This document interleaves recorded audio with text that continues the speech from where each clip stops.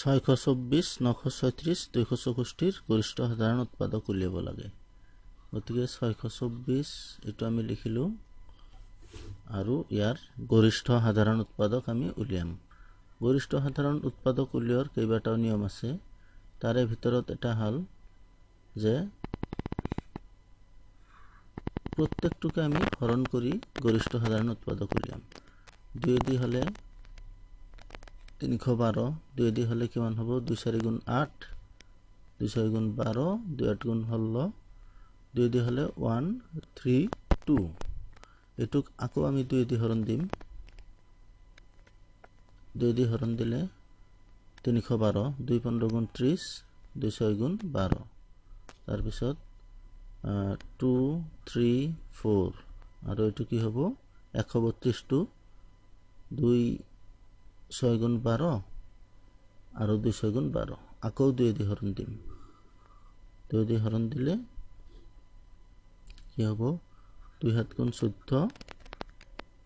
2 8 গুণ 16 2 11 গুণ 22 2 7 গুণ 14 2 33 গুণ 66 এতিয়া এনেকুৱা সংখ্যা নাই 3 দিয়ে দিলো 3 2 গুণ 6 3 6 গুণ 18 3 3 গুণ 9 3 9 গুণ 27 3 11 গুণ 33 এতিয়া আমি এনেকুৱা সংখ্যা নাই যে তিনিওটাকে হৰণ যাব এনেকুৱা সংখ্যা নাই এটো নিয়ম হল কি যে কমন ডিভিজন মেথড মানে সাধাৰণ হৰণ কৰি উলিয়া পদ্ধতি সাধাৰণ হৰণ এটো সাধাৰণ হৰণ মানে তিনিওটাকে হৰণ যোৱাকে আৰু বেলেগ সংখ্যা নাই গতিকে আমাৰ এইখিনি আহি যাব গৰিষ্ঠ সাধাৰণ উৎপাদক এইখিনি কিমান 2 2 গুণ 4 4 2 গুণ 8 8 3 গুণ 24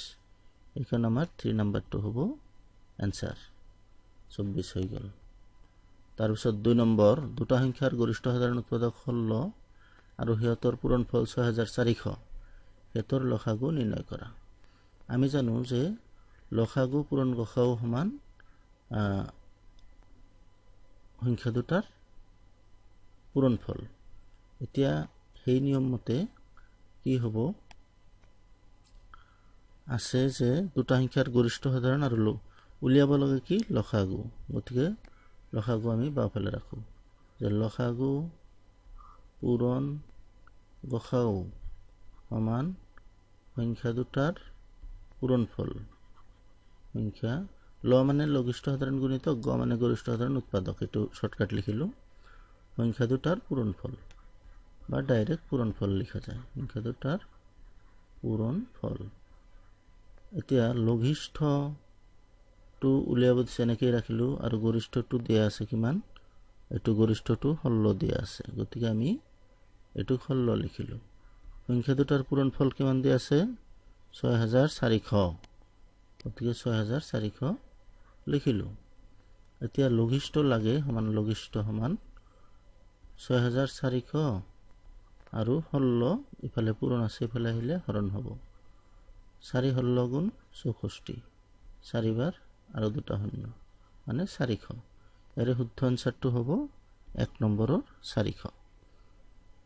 এটো হল কিমান 2 নম্বৰৰ এতিয়া 3 4 3 4 হলে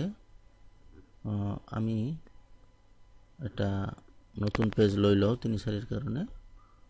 3 আৰু 4 ইয়াত 3 নম্বৰটো দিয়া আছে যে দুটা সংখ্যাৰ গৰিষ্ঠ সাধাৰণ উৎপাদক আৰু দুটা সংখ্যাৰ গৰিষ্ঠ সাধাৰণ উৎপাদক আৰু লঘিষ্ঠ সাধাৰণ গুণিতক ক্ৰমে 13 আৰু 1989 এটা সংখ্যা 71 হলে আনটো সংখ্যা কিমান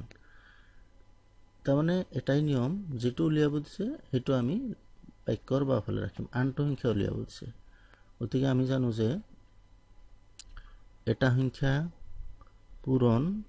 আনটো সংখ্যা ইকুয়াল টু এটা সংখ্যা পূরণ আনটো সংখ্যা ইকুয়াল টু কি গরিষ্ঠ সাধারণ উৎপাদক পূরণ লঘিষ্ঠ সাধারণ গুণিতক আমি নবোদয়ত যিমান পাৰো শৰ্টকাট কে উলিয়াবৰ চেষ্টা কৰিম কাৰণ তাতে তো আৰু গোটেই অংকটো কৰি দেখুৱাব নালাগে, জাষ্ট এনচাৰটোহে উলিয়াই এটা OMR शीटত ফিল আপ কৰিব লাগে। গতিকে আমি এ মানে এটা সংখ্যা, আ মানে আনটো সংখ্যা, গ মানে গৰিষ্ঠ সাধাৰণ উৎপাদক, ল মানে লঘিষ্ঠ সাধাৰণ গুণিতক, এইবিলাকত মানে অলপ টাইমটো বাচে। তেনেহ'লে কি হ'ল, গৰিষ্ঠ আৰু লঘিষ্ঠ আছে 13 আৰু 1989। ইয়াতে আমি গৰিষ্ঠ আৰু লঘিষ্ঠত 13 আৰু 1989 লিখিলোঁ। আৰু এটা সংখ্যা আছে কিমান, 117, আমি 117 লিখিলোঁ। আৰু আনটো সংখ্যা কি উলিয়াব দিছে, যিটো উলিয়াব দিছে সেইটো আমি ৰাখি দিম, তেনেকৈ ৰাখি দিওঁ আনটো সংখ্যা। এইবাৰ আমাক লাগে কি, আনটো সংখ্যা লাগে। গতিকে আনটো সংখ্যা ৰাখিলোঁ, 13 আৰু 1989 ওপৰত হ'ব,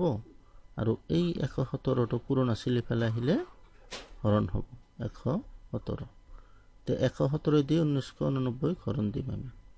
1989 117 দি হৰণ দিম। একবাৰ যাব, একবাৰ গ'লে কি হ'ব, 117টো 117 থাকিব, একবাৰ দিলে 117 থাকিব, 117 থাকিল। মাইনাছ কৰিলে কিমান হ'ব, 8ৰ 7 গ'লে 1, 9ৰ 1 গ'লে 8, আৰু হ'ল 19, 819। এতিয়া 7 11 গুণ 77, 8 11 গুণ 88 বেছি হ'ব, 7 বাৰ যদি দিওঁ 7 আইডিয়াবিলাক কি, 117ৰটো ঘৰ নাই, গতিকে আমি কি কৰিম, ইয়াৰে 11 ল'লোঁ আৰু ইয়াৰে 81 ল'লোঁ। 8 11 গুণ 88 বেছি হ'ব, 7 11 গুণ ল'লোঁ। এতিয়া 7 7 7 গুণ 49, 9 7 4, 7 গুণ 7 4 11, 1 7 1, 7 গুণ 7 আৰু 1 8, 819 মিলি গ'ল। কিমান হ'ল, 17 বাৰ গ'ল। এতিয়া 17 পূৰণ 13, 17 পূৰণ 13 আমি কৰিম। ইফালে কি থাকিল আমাৰ, 13 পূৰণ 17, 13 পূৰণ 17, এইটো কি হ'ব, নাইবা 17 পূৰণ 13 এনেকৈ কৰিব পাৰোঁ। 7 13 গুণ 91, 1 হাতে হ'ল 9, 13 গুণ 13 আৰু 9, 13 আৰু 7 20 আৰু 9 মানে 2, 22, 2 2 1। গতিকে 2 2 1 আছে, কোনটোত আছে, এইটোত আছে। এই হৰণ পূৰণবিলাক অলপ টাইম খটাই, একবাৰ 3 দি এক ঘৰ কাটি একবাৰ 1 দি, এইটো নিজৰ কেপাচিটি। এইটো ভিডিঅ' লম্বা হৈ যোৱাৰ কাৰণে অলপ শ্বৰ্টকাট কৰিলোঁ, মই ডাইৰেক্ট 13ৰ ঘৰে দি ল'লোঁ, তেনেকৈ বেলেগকেও ল'ব পৰা যাব। এইটো হৈ গ'ল 3ৰ এনচাৰ। এইবাৰ 4ৰ এনচাৰৰ কাৰণে এইটো আছে কি, 112 140 আৰু 168ৰ লসাগু উলিয়াব লাগে। গতিকে আমি কি কৰিম,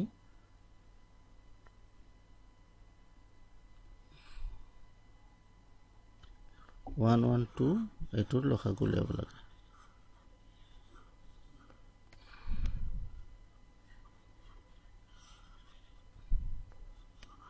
এইখিনিৰ লসাগুৰ কাৰণে আমি এইটোক আমি প্ৰথমতে লিখি ল'ম, 112 112 112 140 112 140 112 140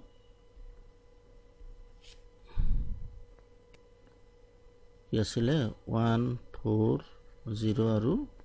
168, হয়নে? এইটোক আমি লসাগুৰ কাৰণে 2 দি হৰণ কৰিলোঁ, 2 6 গুণ 12 বেছি হ'ব, 2 5 গুণ 10 হ'ব লাগিব। এইটো 2 6 গুণ বেছি হ'ব, তেতিয়াহ'লে কি হ'ব, 2 5 গুণ 10, 1 12 থাকিল, 2 6 গুণ 12, 2 70 গুণ 144 আৰু 2 8 গুণ 16, 2 4 গুণ 8 হ'ল। নেক্সট আকৌ 2 দি 2 2 গুণ 4, 1 থাকিল 16, 2 8 গুণ 16, 2 35 গুণ 70, 2 4 গুণ 8, 2 2 গুণ 4। এবার আমি হাতে দি ল'ব পাৰোঁ, 7 4 গুণ 28, 7 5 গুণ 35, 7 6 গুণ 42। আকৌ আমি 2 দি ল'ব পাৰোঁ, 2 2 গুণ 4, 2 5 2 3 গুণ। তেনেহ'লে লসাগুৰ কাৰণে গোটেইকেইটা আমি পূৰণ কৰিব লাগিব। 2 2 গুণ 4, 4 7 গুণ 28, ইফালে হ'ল কিমান 28, 2 2 গুণ 4, 4 5 গুণ 20, 3 20 গুণ 60 28 আৰু 60 পূৰণ কৰিব লাগে 28 আৰু 60 আমি 60 টোহে তলত লিখিম কাৰণ এটা শূন্য আছে এটো বহাই লম আৰু 6 দি 6 গুণ 48 আৰু 8 হাতে 4 6 2 গুণ 12 আৰু 4 1680 তেই 1680 টো কৰবাত আছে ইয়াতে আছে 1680 এটো হৈ গল 4 নম্বৰ এতিয়া 5 নম্বৰৰ কাৰণে আমি প্ৰশ্নটো পঢ়ি চোৱা আৰু অলপ মনে মনে আইডিয়া কৰি থাকা তেতিয়া কি হ'ব আইডিয়াটো মই যে কৰিম এটোৰ লগত মিলিল না নাই সেই নলেজটো বাঢ়িব ইতিমধ্যে প্ৰশ্নটো পঢ়ি থাকা প্ৰশ্নটো আসলতে পঢ়িব লাগে 2-4 বাৰ মান প্ৰশ্নই পঢ়িব লাগে তেনেহলে নলেজটো বহুত বাঢ়ে ডাইৰেক্ট মই কৰাটো চোৱাতকে আগত পঢ়ি লৈ নিজৰ মনকে প্ৰশ্ন কৰিব লাগে যে কেনেকৈ এটো হয় বা নহয় সেই আগৰ নিচিনাই দুটা সংখ্যাৰ লসাগু আৰু গসাগু আছে সংখ্যা দুটাৰ পূৰণফল আমি জানো কি যে সংখ্যা দুটাৰ পূৰণফল আৰু একফালে থাকে লঘিষ্ঠ আৰু গৰিষ্ঠ লঘিষ্ঠ পূৰণ গৰিষ্ঠ সমান সংখ্যা দুটাৰ পূৰণফল এটো আমি জানো লঘিষ্ঠ আৰু গৰিষ্ঠ সমান সংখ্যা দুটাৰ পূৰণফল এতিয়া লঘিষ্ঠ কিমান x গৰিষ্ঠ কিমান y x y equal to সংখ্যা দুটাৰ পূৰণফল কি হ'ব x y হ'ব তাহলে x y কৰবাত আছে নেকি এটো আছে x y 2 নাম্বাৰটো হৈ গল এই হল 5টা নেক্সট ভিডিওত আৰু 5টা দেখা যাব থ্যাংক ইউ